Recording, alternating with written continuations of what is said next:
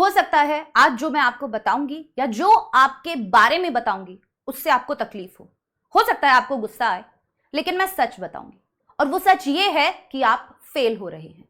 जी हां, आप सभी बच्चे अभी बिल्कुल भी सीरियस मुझे दिखाई नहीं दे रहे, क्योंकि मैं जानती हूं कि जिस तरीके से पढ़ना चाहिए वो तरीका अभी तक आप नहीं अपना रहे। एग्जाम में टॉप करना है, टॉपर जैसा बनना है, हरकतें भी वैसी ही करनी पड़ेंगी, टाइम टेबल वैसा बनाना पड़ेगा, टाइम मैनेज वैसे करना पड़ेगा, पढ़ाई करने का तरीका बदलना पड़ेगा।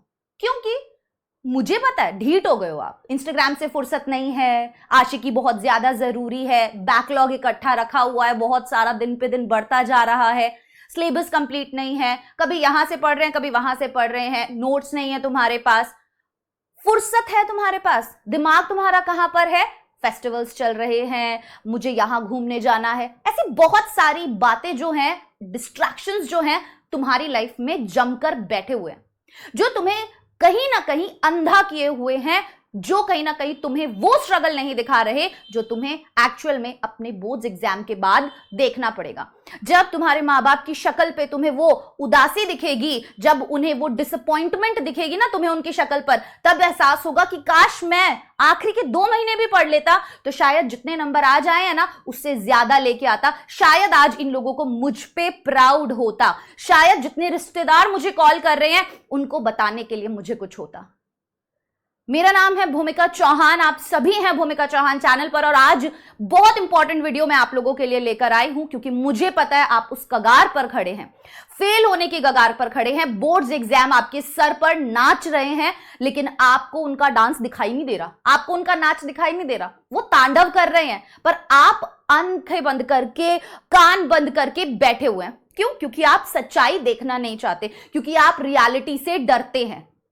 अभी भी टॉपर बनना चाहते हो ना तो टॉपर वाला टाइम टेबल अपनाना पड़ता है, टॉपर वाला जो पेन है वो झेलना पड़ता है। ऐसे ही टॉपर नहीं बनते, ऐसे ही 95% से ज्यादा नंबर नहीं आते, ऐसे ही मीडिया वाले तुम्हारे घर आकर तुम्हारी फोटो खींचकर तुम्हारा इंटरव्यू नहीं लेंगे अगर यही एटीट्यूड रहा तो। आज का ये वीडियो बहुत इंपॉर्टेंट है क्योंकि फेस्टिवल्स हैं, बहुत सारा अच्छा मौसम आ रहा है, बहुत सारी ऐसी चीजें हैं जो तुम्हें डिस्ट्रैक्ट कर रही हैं, क्योंकि तुम्हारा मन तुम्हारे कंट्रोल में नहीं है। लेकिन आज मैं कुछ ऐसी बातें आप लोगों को बोलूंगी, बताऊंगी कि अगर आपने उन चीजों को फॉलो कर लिया, थोड़ा सा सीरियस हो गए, तो शायद जितना अभी स्कोर कर रहे हो उससे काफी अच्छा स्कोर करोगे। क्यों मैं ये वीडियो लेकर आई हूं, रीजन क्या है, और हर महीने लेकर आना पड़ता है उसका भी रीजन क्या है। हर टीचर आपसे चिल्ला चिल्ला के ये बोल रहा है 2 महीने रह गए हैं, 1 महीना रह गया है, 3 महीने रह गए हैं, इतने दिन, इतने घंटे रह गए हैं, तुम्हें समझ नहीं आ रहा, तुम्हें पता नहीं चल रहा कि तुम्हारा जो सिचुएशन है वो कितना खतरनाक है। तुम्हें यह समझ नहीं आ रहा जब पेपर सामने आएगा और तुम्हें कुछ नहीं आता होगा तब तुम्हें क्या लगेगा, तुम्हारा करियर कहां जाएगा, आगे कॉलेज कैसे मिलेगा, जॉब कैसे मिलेगी, जिंदगी कैसे काटोगे, या सारी लाइफ इंस्टाग्राम पे रील्स चलाना, यूट्यूब पे शॉर्ट्स देखना और बाकी के लोगों की तरक्की देखना ही तुम्हारा काम रह गया है। आज के इस वीडियो में मैं आपको ये बात बताना चाहूंगी। अब आप ये कभी भी देख रहे हो, आप अक्टूबर में देख रहे हो, आप नवंबर में देख रहे हो, आप दिसंबर में देख रहे हो, कुछ चेंजेस करो अपने स्केड्यूल में, कुछ बदलाव करो अपनी आदतों में, और वो करना पड़ेगा, अपने पढ़ने के तरीके में वो करना पड़ेगा। 2025 का बोर्ड्स एग्जाम तुम्हारी किस्मत लिखेगा। लगता है कि ये जो रिजल्ट है ये हमारा फ्यूचर डिसाइड नहीं कर सकता, मान लिया, पर कोई और टैलेंट है, सोच लो पहले, पढ़ाई के अलावा कुछ और टैलेंट है उसमें लग जाओ, जो चीज में अच्छे हो उसमें लग जाओ, पर लगना पड़ेगा। अगर पढ़ाई का सोच लिया है तो पढ़ाई में लगना पड़ेगा, बैठ के नहीं होगा कुछ भी। कल कर लेंगे, परसों कर लेंगे, 10 दिन बाकी हैं, 2 महीने बाकी हैं, 1 महीना बाकी है, एग्जाम से पहला वाला दिन आ जाएगा, रोते रहोगे, सर माथा पकड़ लोगे कि अब क्या करूं, भगवान इस साल करवा दो, अगली साल बैठ के पढ़ लूंगा। भगवान कुछ नहीं करता, भगवान उन्हीं की मदद करते हैं जो खुद की मदद करते हैं। आइए आज के इस वीडियो में कुछ बातें करेंगे आपके डिस्ट्रैक्शंस के बारे में, क्योंकि मुझे पता है कान पे जूं नहीं रेंग रही है, मुझे पता है वो अनकंप्लीट सिलेबस डरा नहीं रहा है, मुझे पता है बैकलॉग का बोझ तुम्हें बोझ नहीं लग रहा है। इन सब चीजों को अवॉइड करो, अपने रिलेशनशिप्स को, अपने मोबाइल को, अपने बाकी के कामों को, अपने फेस्टिवल्स को, अपने दिमाग को, जो तुम्हें डिस्ट्रैक्ट कर रहा है उसे अवॉइड करो, उसे कंट्रोल करो। सीधी सिंपल सी बात है। ये कुछ डिस्ट्रैक्शंस मैंने लिखे हैं, दिख रहे हैं, ये सब तुम्हारे मन की बातें हैं, ये सब तुम्हारे मन की बातें हैं। बैकलॉग तुम्हें डरा नहीं पा रहा, 2 महीने बचे एग्जाम के लिए, लेकिन अभी भी डर नहीं लग रहा, ये सोच के भी, मतलब डर से भी डर नहीं लग रहा। भाई साहब, किसी की बातों का कोई असर नहीं हो रहा, मम्मी पापा दिन रात बोल रहे पढ़ ले पढ़ ले पढ़ ले पढ़ ले, टीचर्स चिल्ला रहे पढ़ ले पढ़ ले पढ़ ले। क्यों पढ़ ले? क्या रखा है पढ़ाई में?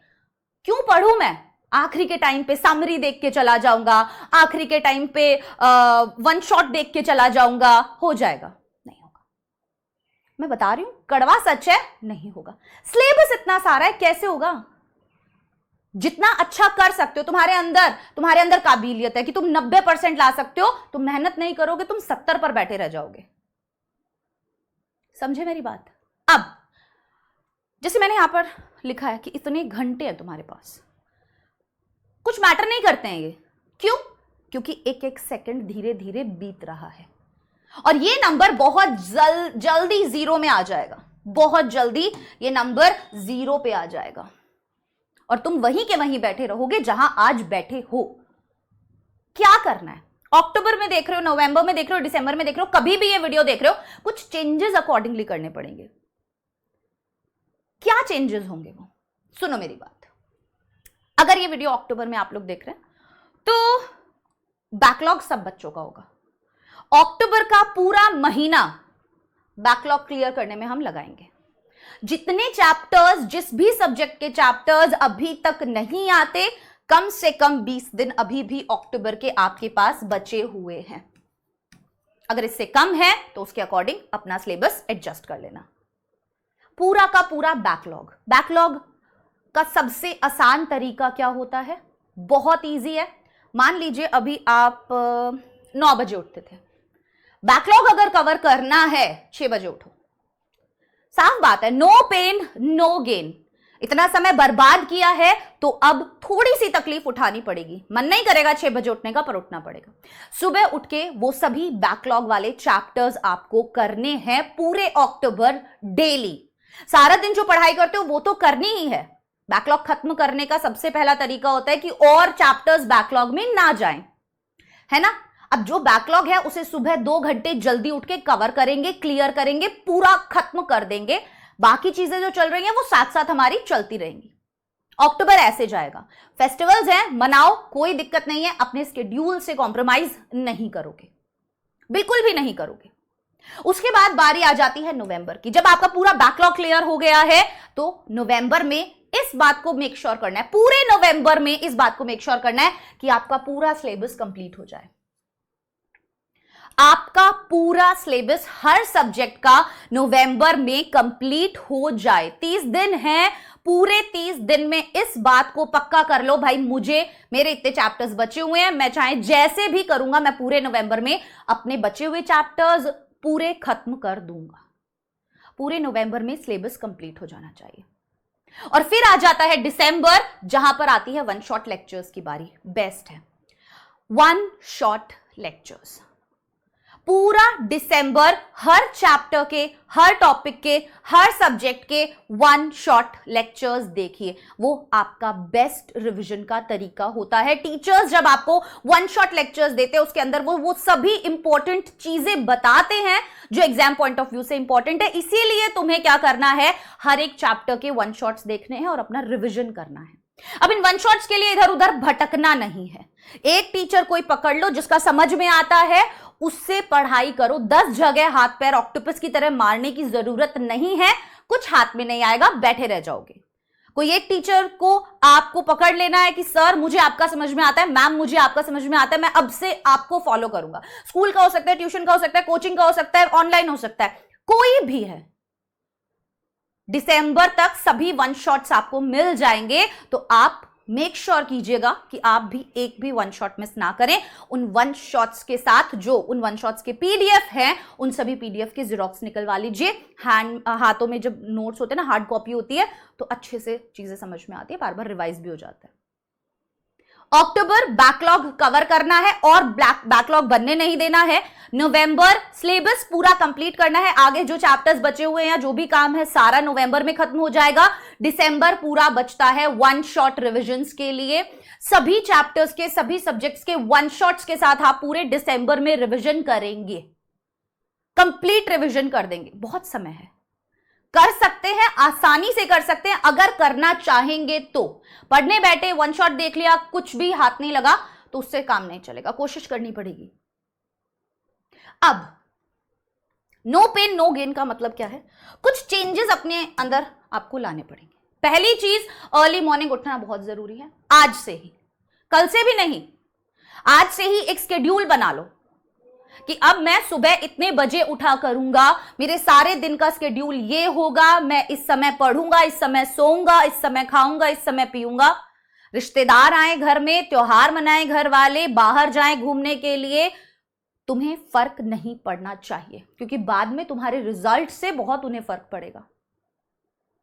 उसके बाद डिस्ट्रैक्शंस को अवॉइड करो। सारा दिन फोन चलाते हो, ये सोचते हो 2 मिनट फोन देख के रख दूंगा, वो 2 मिनट 2 घंटे बन जाते हैं। और अगर आपने 2 मिनट भी रख दिया, मान लीजिए आप बहुत बहुत ज्यादा डेडिकेटेड, आपने 2 मिनट चला के रख दिया, तो 2 मिनट में जो आपने देखा पढ़ते समय वो आपके दिमाग में घूमेगा, वो आपके दिमाग में घूमेगा। आपके दोस्तों की बातें, आपका इंस्टाग्राम, आपका फेसबुक, आपके यूट्यूब, सब आपके दिमाग में घूमेगा कि मैं क्या नाचने गाने की ऐसी वैसी चीजें देख रहा था। वही गाने दिमाग में चलेंगे जब पढ़ने बैठोगे।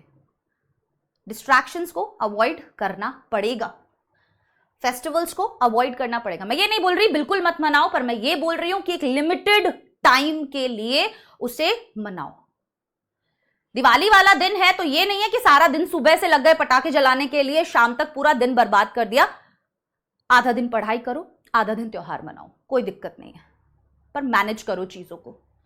रिलेशनशिप्स बहुत इंपॉर्टेंट है, दोस्तों के साथ, गर्लफ्रेंड बॉयफ्रेंड के साथ, मॉम डैड के साथ, भाई बहन के साथ। अगर कोई भी रिलेशनशिप तुम्हें डिस्ट्रैक्ट कर रहा है, तुम्हारा टाइम कंज्यूम कर रहा है, तुम्हें बर्बाद कर रहा है, तो उस बर्बादी को अपनी जिंदगी से निकाल के तुम्हें ही फेंकना पड़ेगा।